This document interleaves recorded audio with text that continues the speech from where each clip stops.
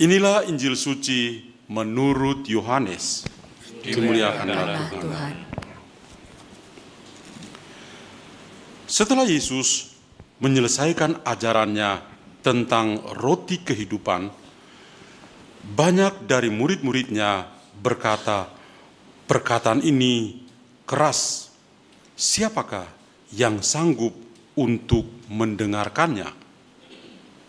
Yesus dalam hatinya tahu bahwa murid-muridnya bersungut-sungut tentang hal itu.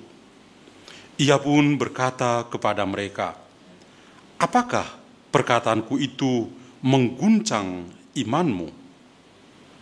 Lalu bagaimanakah jika kamu melihat Putra Manusia naik ke tempat di mana ia sebelumnya berada? Rohlah yang memberi hidup, daging sama sekali tidak berguna. Perkataan-perkataan yang aku katakan kepadamu adalah roh dan hidup, tetapi di antaramu ada yang tidak percaya." Sebab Yesus tahu dari semula siapa yang tidak percaya dan siapa yang akan menyerahkan dia. Lalu ia berkata, Sebab itu telah aku katakan kepadamu, tidak ada seorang pun dapat datang kepadaku kalau Bapa tidak mengaruniakannya kepadanya." Mulai saat itu banyak muridnya mengundurkan diri dan tidak lagi mengikuti dia.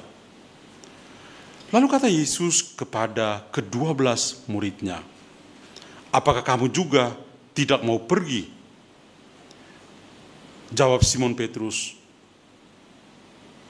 kepada Yesus, "Tuhan, kepada siapakah kami akan pergi? Sabdamu adalah sabda kehidupan yang kekal, dan kami telah percaya dan tahu bahwa Engkau adalah yang kudus dari Allah." Demikianlah sabda Tuhan. Terpujilah Kristus.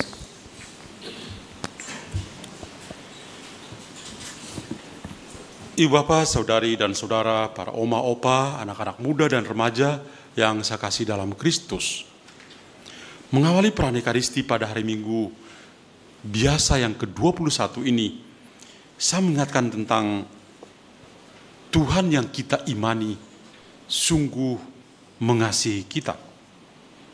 Dan pas pada hari ini, kita menjumpai dua sosok dengan nama yang sama sebenarnya.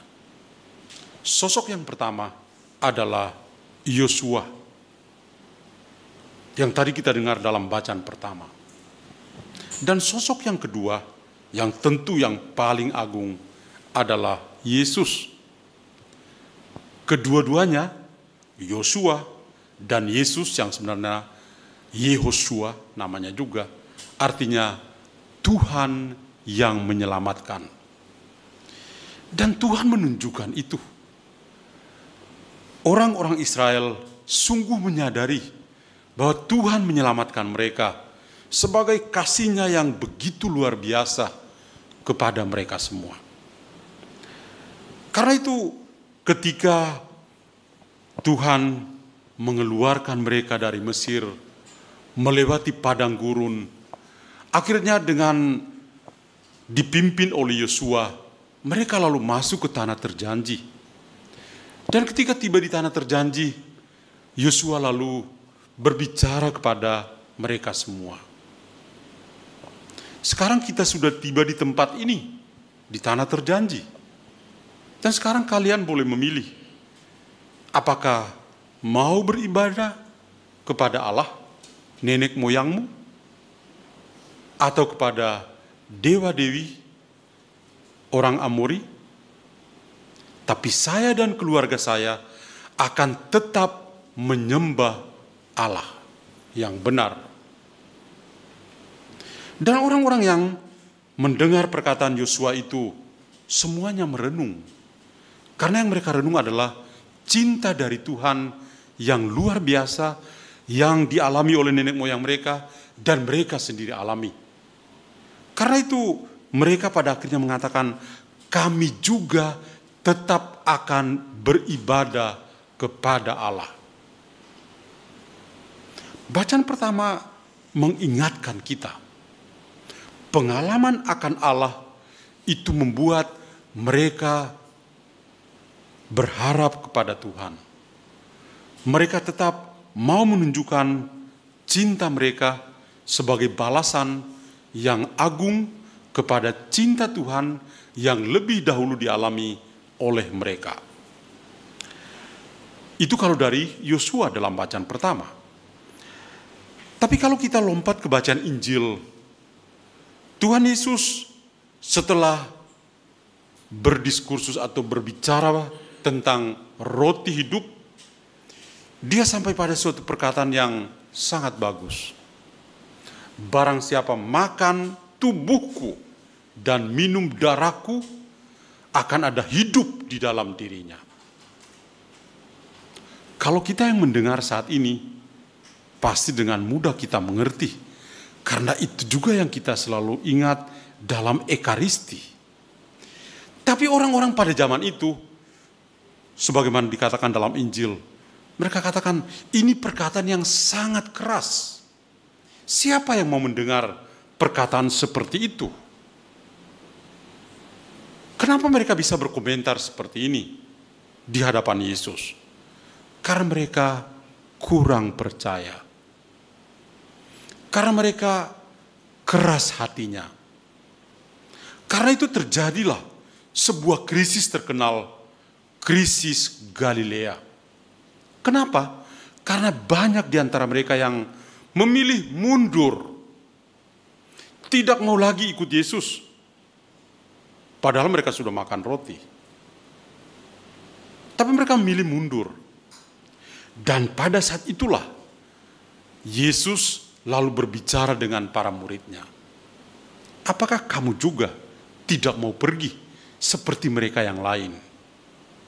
Dan Simon Petrus mewakili teman-temannya mengatakan, Tuhan, kepada siapa kami akan pergi?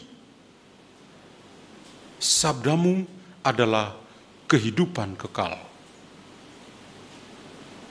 Cinta yang dialami oleh para rasul tidak mengubah kehidupan mereka. Meskipun kita tahu Yudas Iskariot akan mengkhianati Yesus, yang juga sudah dikatakan oleh Yesus dalam Injil hari ini.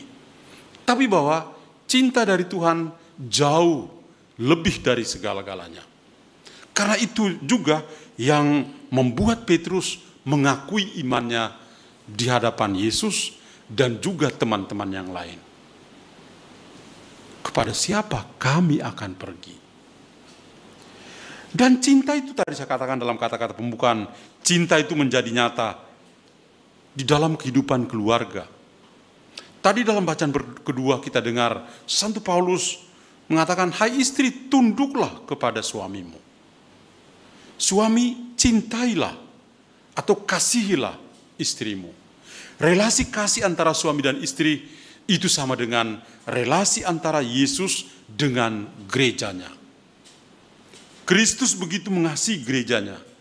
Demikian menjadi model untuk kehidupan para suami dan istri. Siapa yang taat, dia pasti mampu mengasihi. Dan dengan sendirinya, siapa yang mengasihi, dia adalah bagian dari Tuhan sendiri. Dan itulah yang perlu diwujudkan oleh para suami istri yang diharapkan oleh Paulus dalam bacaan kedua. 3 bacaan yang sangat indah ini mau mengatakan apa pada kita pada pekan yang ke-21 ini. Yang pertama, kita semua diingatkan cinta Tuhan itu kekal untuk kita. Cinta Tuhan itu tidak pernah berubah. Pengalaman bangsa Israel dalam bacaan pertama, pengalaman para murid dalam bacaan Injil menjadi gambaran yang sangat indah betapa Tuhan mengasihi kita. Mungkin banyak kali kita itu lupa bahwa Tuhan mengasihi kita. Karena yang ada pada kita mungkin bersungut-sungut seperti yang dikatakan dalam Injil. Banyak di antara kita punya hobi, suka bersungut-sungut. Tuhan sudah kasih hati, mau jantungnya juga. Tuhan kasih semuanya. Itu pun orang masih bersungut-sungut. Tuhan mengasihi kita tidak berkesudahan. Dan karena itu kita semua dipanggil untuk mengalami kasih Tuhan. Dan hari ini juga kita dipanggil untuk membagikan kasih Tuhan itu kepada sesama kita. Itu juga yang menjadi buah Ekaristi untuk kita. Itu juga yang harus kita alami dalam kehidupan di dalam keluarga masing-masing. Kasih menjadi segala-galanya. Itu pesan pertama yang bagi saya sangat indah dari ketiga bacaan ini. Yang kedua, pesan yang kedua adalah Ekaristi. Kita mengalami kasih Tuhan dalam hal yang nyata, dalam Ekaristi. Ekaristi menjadi puncak kehidupan Kristiani. Saya teringat Paus Fransiskus mengatakan bahwa ketika kita mendengar Tuhan Yesus mengatakan, "Akulah roti hidup," itu membuat kita semakin kagum akan Ekaristi. Kenapa Paus mengingatkan kita untuk semakin kagum dengan Ekaristi? Karena di dalam Ekaristilah kita menemukan Kristus yang mengasihi kita sampai tuntas. Dia mengorbankan dirinya, dan itulah yang kita kenang. Yang itu juga kita terima dalam Ekaristi, tubuh dan darahnya. Maka menjadi pertanyaan untuk kita juga, apakah ketika kita hadir dalam Ekaristi, kita betul-betul menimba kasih Tuhan dalam hidup kita, dan ketika kita keluar setelah Ekaristi, kita membawa kasih yang sama kepada orang-orang lain? Ataukah kita ikut misa ya ikut misa aja, selesai ya selesai aja? Santo Bernardus bertanya kepada para biarawannya, "Ad quid veniste?" Saya itu datang untuk apa di dalam gereja? Ad quid veniste? Kita perlu menyelami bahwa saya datang ke gereja, saya mengikuti peran Ekaristi, supaya saya bisa menjadi manusia Ekaristis, yang selalu bersyukur, yang selalu membawa kasih Tuhan kepada sama yang lain. Bahwa memang kita mengalami krisis iman, seperti para murid di Galilea. Tetapi yang paling besar adalah kasih Tuhan mengalahkan segala-galanya. Ibu bapak saudara sekalian, ini kiranya dua pesan penting yang bisa kita ambil dari sabda Tuhan yang kita dengar hari ini. Mari kita berusaha hari demi hari selalu bersyukur, berekaristi, karena kasih Tuhan yang tidak pernah berubah, yang kekal untuk kita. Dan mari kita membawa kasih yang sama kepada orang-orang yang kita jumpai dan kita layani. Tuhan memberkati kita semua. Amin.